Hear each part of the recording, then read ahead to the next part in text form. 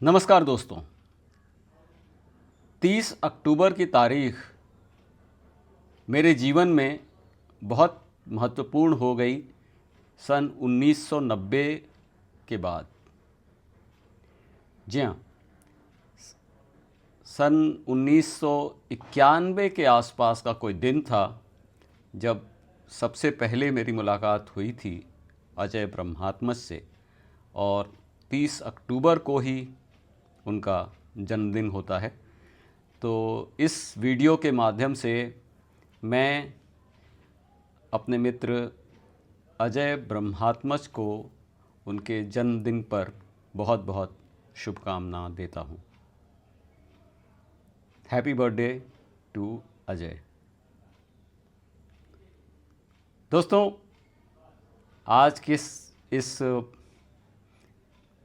काल में, जबकि जीवन इतना तेज चल रहा है, जीवन में मित्रों परिचितों की संख्या जो है सोशल मीडिया के कारण इतनी ज़्यादा हो गई है, ऐसे में अजय इतने सालों से लगातार हमारे मित्र हैं, ये एक चमत्कार से कम नहीं है। ये उनका गुण है कि वो कैसे आपसे संबंध बनाते हैं और फिर उस संबंध को निभाते हैं, जीते हैं, सेलिब्रेट करते हैं। 1991 के उस साल मैं कुर्ला में रहता था, मुंबई में, और उसी समय अजय चीन 4 साल रहकर भारत आए थे, और शायद उनके भारत आने के एक सप्ताह के अंदर ही हमारी मुलाकात हुई थी। और देखते देखते वह मुलाकात जो है एक गहरी दोस्ती में बदल गई। इसमें बहुत समय नहीं लगा। ऐसा बिल्कुल नहीं लगा कि हम लोग बहुत समय से एक दूसरे को जानते पहचानते हैं और उसके बाद जो है हमारी मित्रता हुई। दरअसल वो मुंबई में बिल्कुल नए थे और उनके हिसाब से मैं मुंबई को ज़्यादा जानता समझता था, लेकिन आज पलट के देखता हूँ तो मुझे लगता है कि यह भ्रम था, क्योंकि अजय उस वक्त भी जीवन को बिल्कुल अलग ढंग से जानते, समझते और जीते रहे। अजय से मेरी मुलाकात में एक पहलू ये था कि मेरे परिचितों में शायद वो पहले व्यक्ति होंगे जिनके अंदर मैंने ये महसूस किया कि वो रिएक्ट नहीं करते हैं। हालांकि ये बात मुझे बहुत साल के बाद समझ में आई कि कैसे वो चीज़ों को सिर्फ सुन लेते हैं और एब्जॉर्ब कर लेते हैं, उस पर रिएक्ट नहीं करते, और असहमत होते हुए भी वो आपको सपोर्ट करते हैं। तो हमारे जीवन में ऐसी बहुत सी बातें होंगी, बहुत सी ऐसी विचारधाराएं होंगी जो शायद वो मुझसे सहमत ना हों या मैं उनसे सहमत नहीं हूँ, लेकिन इसके बावजूद हमारी मित्रता पे, हमारी दोस्ती पे, हमारे मिलने जुलने पे जो है उसका कोई असर कभी नहीं पड़ा। हम उसको बहुत आराम से इग्नोर करते हुए, उसका मजाक उड़ाते हुए एक दूसरे के दोस्त बने रहे और हमारी मित्रता लगातार प्रगाढ़ होती रही। यह मित्रता सिर्फ मेरी यानी रवि शेखर और अजय ब्रह्मात्मज की मित्रता नहीं रही, बल्कि यह मित्रता दो परिवारों की मित्रता रही। एकदम शुरू से ही हम दोनों के बच्चे लगभग साथ साथ पले बढ़े। एक दूसरे के जीवन में हमारा जो भी योगदान रहा, जो भी सहयोग रहा, जो भी ताना बाना बुना, उसमें मुझे लगता है कि मेरी छाया, मेरा सहयोग शायद अजय पर उतना नहीं होगा जितना अजय के परिवार का प्रभाव मेरे परिवार के ऊपर पड़ा। जीवन में बहुत सारी बातें जो है अजय के ज़रिए हमारे परिवार में आईं और उसका एक गहरा, लंबा और पॉजिटिव असर हमारे बच्चों के जीवन में दिखाई पड़ा, उनके विकास में दिखाई पड़ा। क्योंकि उसका प्रभाव सीधे सीधे मेरे ऊपर भी पड़ा। अगर मैं तारीफ़ों के पुल बांधने लगूं तो बहुत सी बातें मैं कर सकता हूं अजय के बारे में, क्योंकि वो ऐसे मित्र हैं, ऐसे केयरिंग व्यक्ति हैं, और जो भी तय करते हैं वो कैसे एकदम डेडिकेट करके अपना जीवन उसमें लगा के, अपनी ऊर्जा लगा के, अपने अनुशासन के साथ उस काम को वो पूरा करते हैं, और उसके ज़रिए वो योजनाबद्ध तरीके से काम कर सकते हैं। अजय मुंबई आने के बाद उन्होंने लिखने पढ़ने का रास्ता चुना, और लिखने पढ़ने का मुकाम उन्होंने जिस तरह से बनाया, छोटे छोटे अखबारों में विभिन्न विषयों पर लिखते लिखते लिखते लिखते लिखते लगातार लिखते लिखते वो ऐसे स्थापित लेखक के रूप में हो गए। अखबार में उनकी ज़रूरत और अखबार वालों की ज़रूरत को पूरा करते हुए वे सबसे पहले उन्होंने टेलीविज़न पत्रकारिता शुरू की। उस ज़माने में अखबारों में टेलीविज़न के बारे में चीज़ें लगभग नहीं छपती थी, तो धीरे धीरे उन्होंने टेलीविज़न पर लिखना शुरू किया और कॉलम लिखने शुरू किए। मुझे याद है जनसत्ता में उनका कॉलम था, 2 बजे दोपहर में वो लिखा करते थे उस ज़माने में, जो उस समय का अखबार था।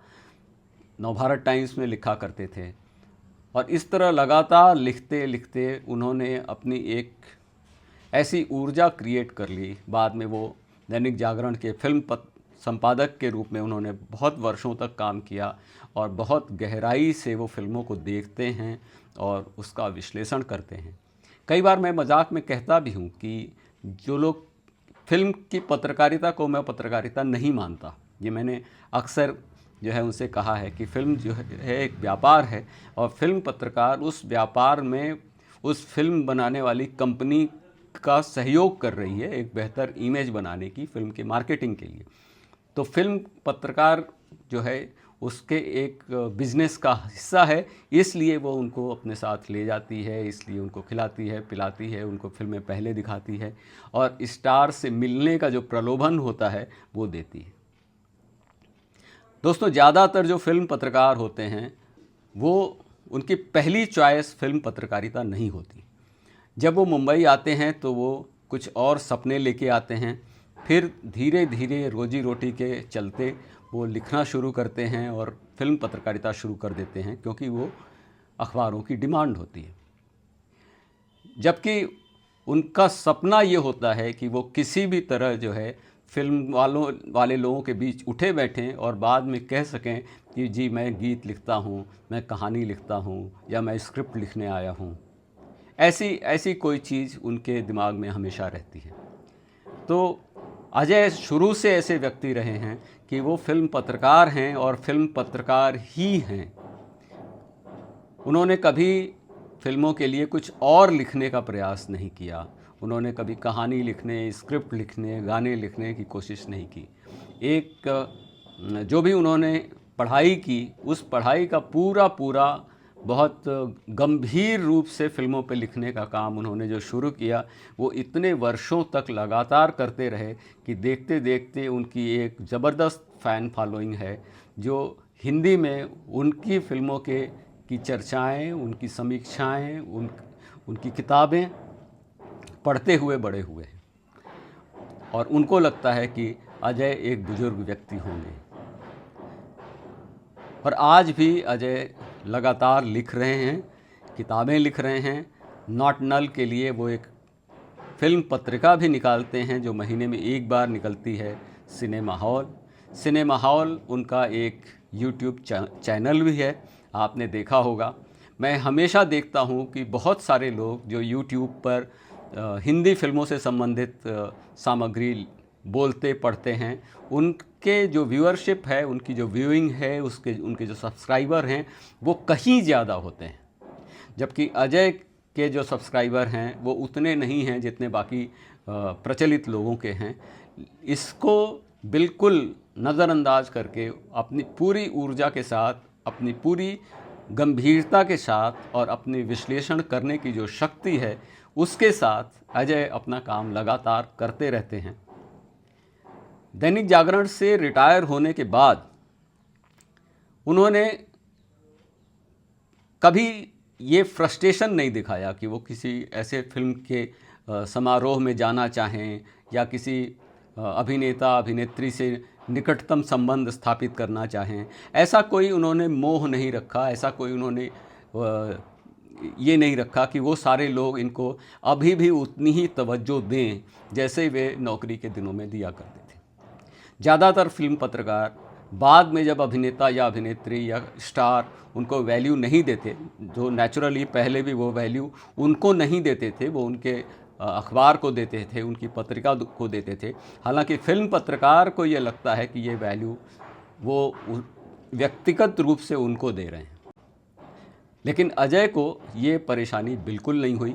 उनको बिल्कुल पता है कि वो किस तरह का काम कर रहे हैं, उसकी डिमांड क्या है, और फिल्म की दुनिया में जो उनके व्यक्तिगत मित्र हैं, उनके चाहने वाले हैं, उनको पढ़ने वाले हैं, वो उन्हें बहुत बहुत पसंद करते हैं।